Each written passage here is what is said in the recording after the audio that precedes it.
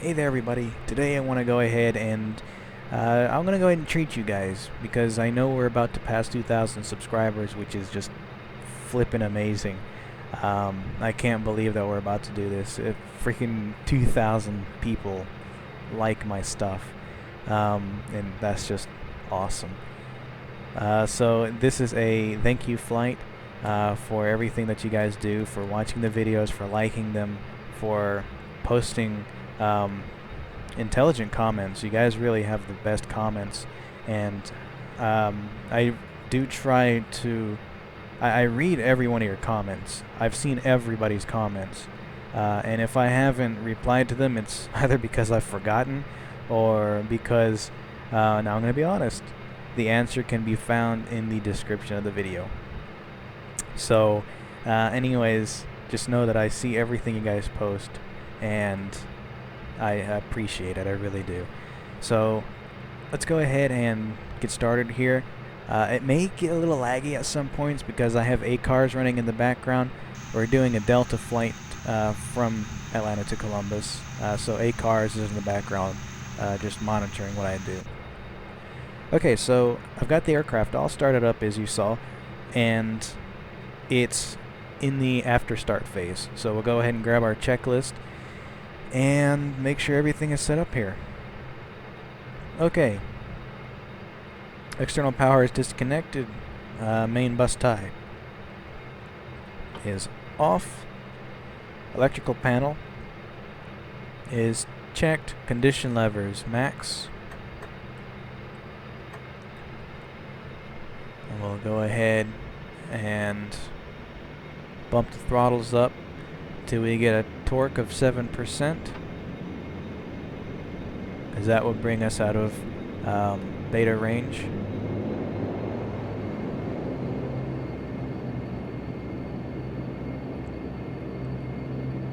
Twitchy throttles. Okay, that's good enough right there. Auto feather, select white. So we have the auto feather selected, and we've got white on the indication, so we're good. Fuel pumps, fuel pump left on, fuel pump right on, and I'm going to transfer from tank 2 to tank 1. I gotta remember I'm doing that because I don't want to end up throwing all my fuel on the right tank to the left. So we've got the transfers on. Hydraulics are good, checked. Flaps and speeds. Okay, we'll have flaps 5 for departure, and we need to set our speeds.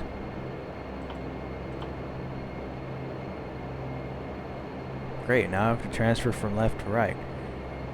Anyways, speed bug, select V1.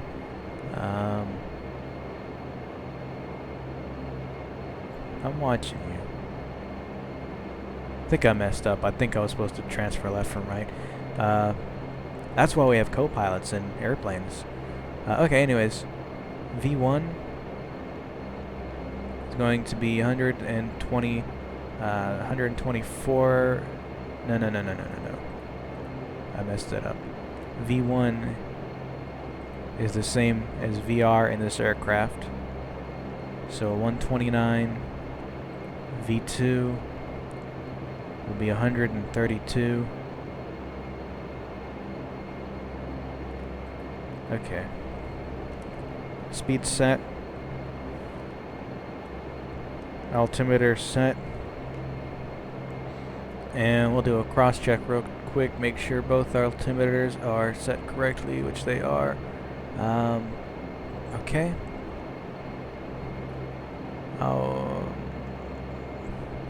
Okay, our transfer is almost done.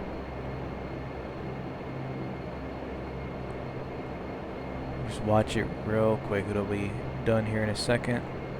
And complete. Okay. Stop. Close the valve already. Thank you. Okay. Flaps, speeds, set, rudder. Push the rudder to the left. We'll check our indication here. It gives us a full left, full right. So it's got full travel, no steering. No steering is on. On. Is on. Now, cool thing is, with this airplane, you steer using the, I forgot what it's called. It's a little slide stick you use to steer. If you know the name of it, please post it down in the comments, because I'm completely brain farted right now. So, anyways,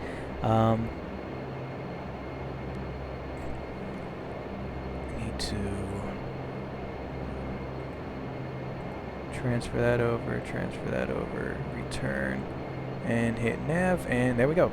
Okay, anyways, just a couple small things that I needed to do. Tiller. I think it's called a tiller.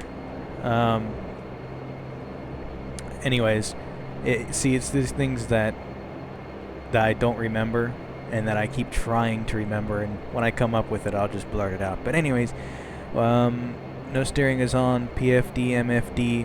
We need to set the autopilot. Nav source is going to be FMS number 1. Okay, so speed on departure is going to be, we'll have it climb at 200. Altitude select. We'll select our cruising altitude of 12,000. And we want LNAV. Okay, so that's set. We'll go ahead and enable the yaw damper. Okay. Bleeds. On. De-ice. Check. Ice protection. We're going to set the windshield on warm-up. Pitot-static system, our heat is on. And we're going to have airframe mode select on manual. Anti-skid. Transponders on altitude encoding, and TCAS is on. Okay, parking brake released.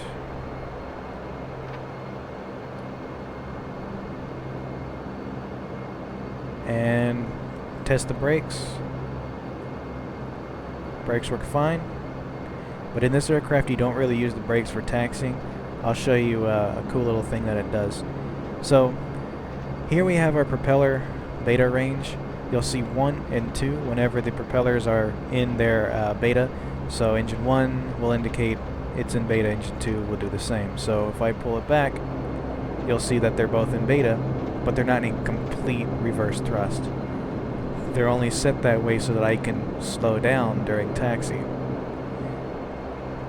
The brakes on this aircraft are used for they're used for landing. Mainly used for landing. You can use them for taxiing, but they're mainly used for landing. Okay, so we're lined up, or not lined up, but we're ready to taxi onto the runway. We'll quickly check over the rest of our items here. Anti-collision light is white, landing lights is on, taxi lights on. Bleeds normal.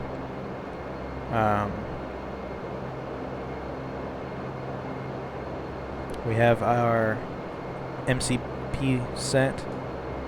Our mode control panel, the autopilot, is set. Caution panel is black. Okay, ready to line up.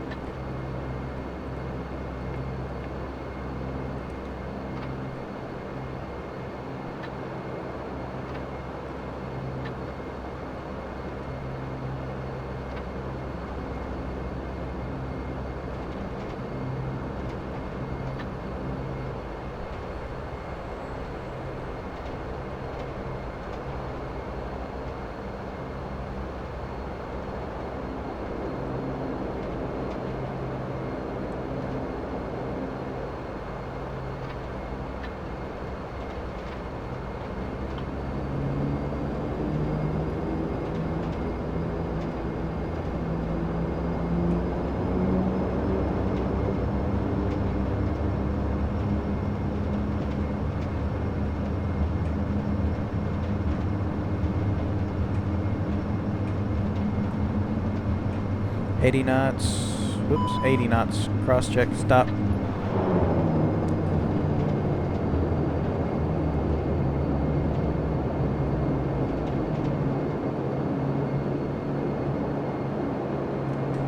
Okay, well, why did we get a... Oh, you've got to be kidding me. It was the FMC. What do you want?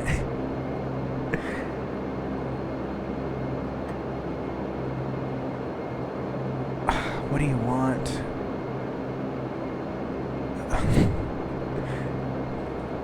Jeez. Well, I guess let's go ahead and taxi back.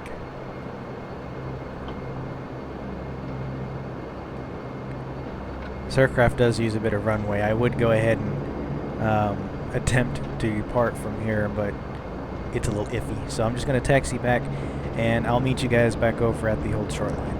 Alright guys, let's do that again. Except without the aborted takeoff.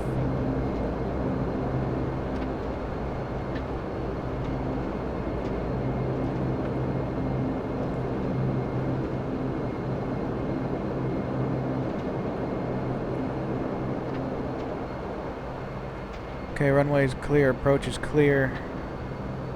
Let's do that again.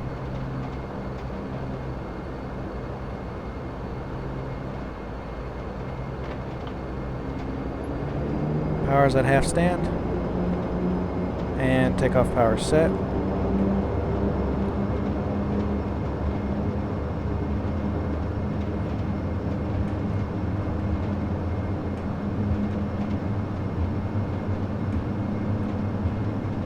$80 knots, cross check.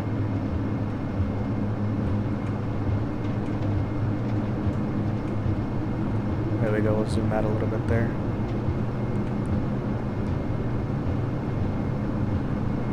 V1 rotate. Positive rate. Gear up.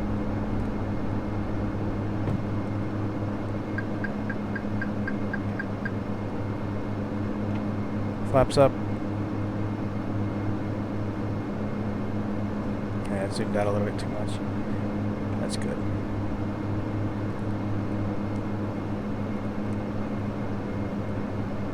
Autopilot set.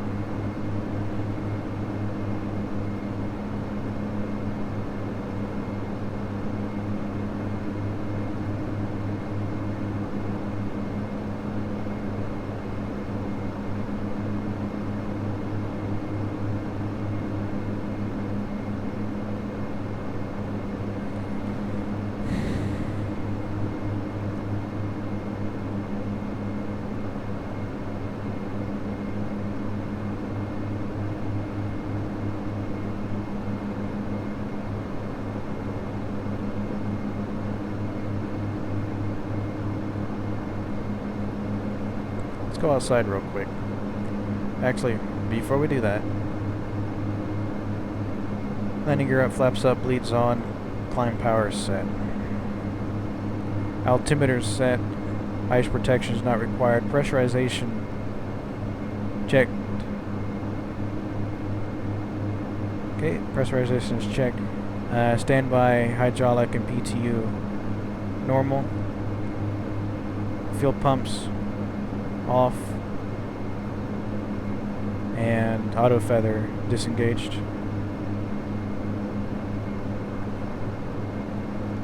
Tax lights off. Alright, now let's go outside.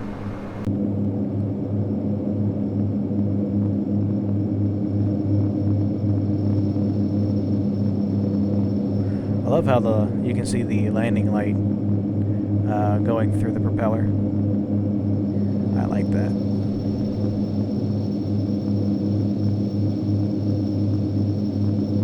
Alright, let's go back in.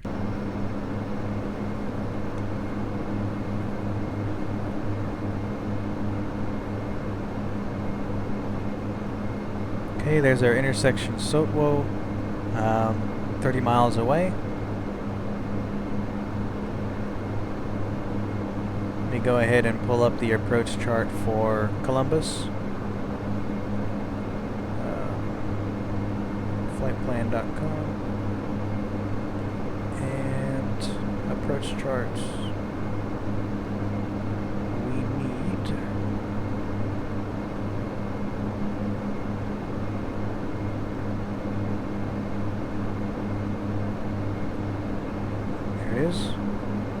Georgia. Arrival, no arrival, approaches, there we go. ILS, runway 06.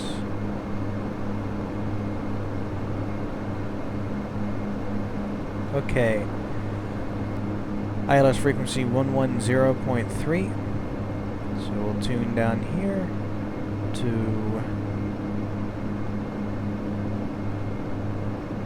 110.3. Transfer. We're gonna go ahead and tune that in, or we're gonna transfer it over once we intercept the, or once we get to the point where we can intercept the localizer. I'll switch it over. Okay, we're gonna expect an altitude of 2,500 until we pass the, or once we hit the outer marker, then we're gonna begin our descent out of 2,400. No, I'm reading this incorrectly. At the outer marker, we should be at an altitude of 2,135.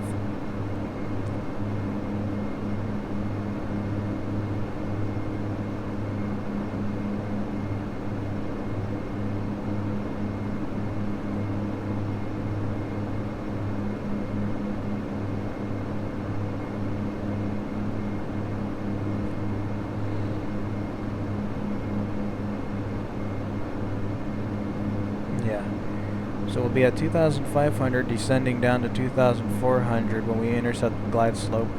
And upon passing the outer marker, which is the Maltese Cross, we should be at 2,135. Interesting. The glide slope angle is 2.61 degrees, which is... I haven't seen that in Columbus. They must have just changed it. Anyways, missed approach, or our go-around altitude is 576.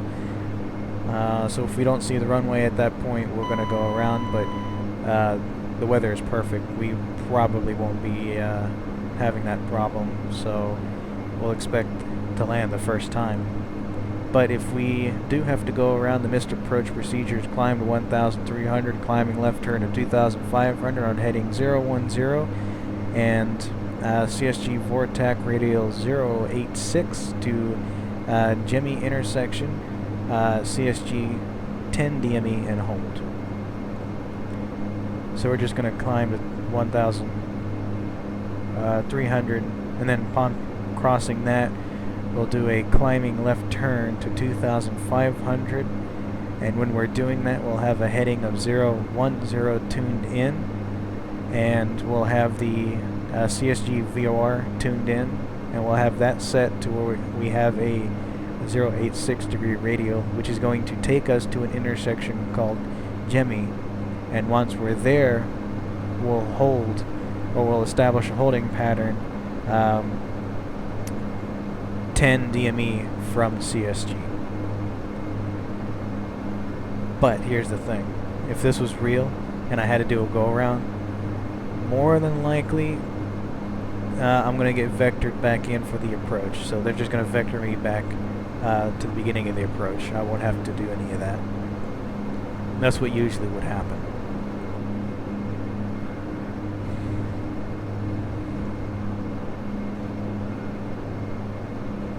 We have a direct crosswind up here, 21 knots, direct crosswind. How lovely.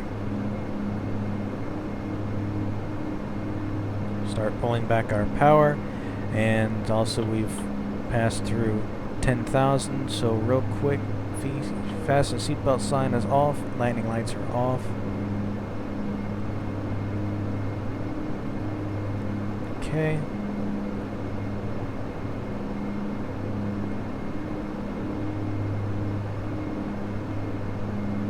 Approach course of 056 should be set.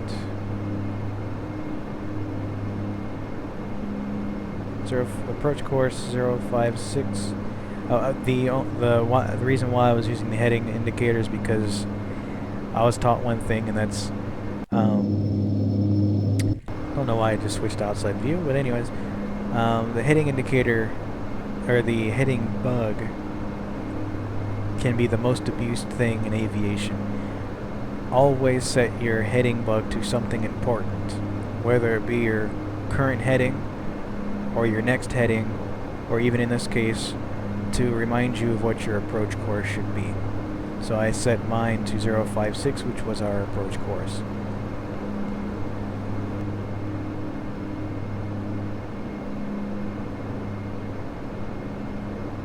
And real quick, I'm going to tell you now, there's going to be a lot of mistakes here. I am not an airline pilot. I'm just a little general aviation private pilot.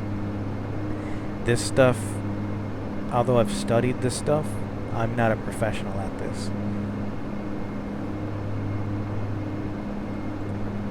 Okay. Now it's going to be intercepting Columbus, or it's going to be flying to the VOR very soon, which I think is turning there now. We're still a little ways away from the airport, so we're not going to begin our descent yet. Worst case scenario, if we miss our descent point, we'll go ahead and do a 180-degree turn back to north, and then a 180-degree turn back south in order to lose our altitude and be able to be at our 2,500 for our intercept in the for the glide slope in the ILS.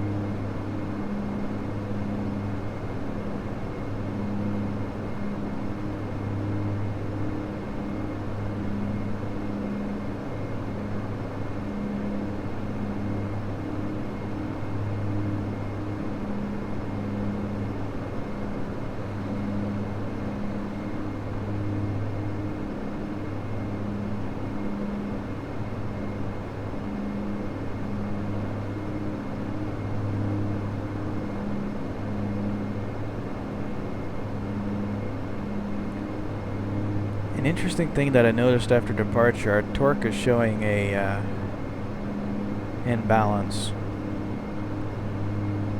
So are ITTs, but that's normal. If one has less power than the other, the ITT is going to be lower than the other. We'll keep monitoring that.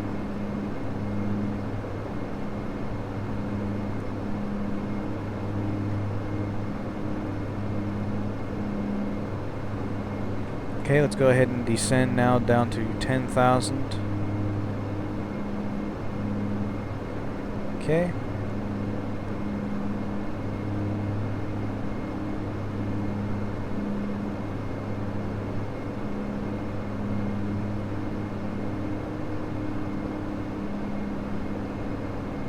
Okay. Vertical speed. Set it to 1,000.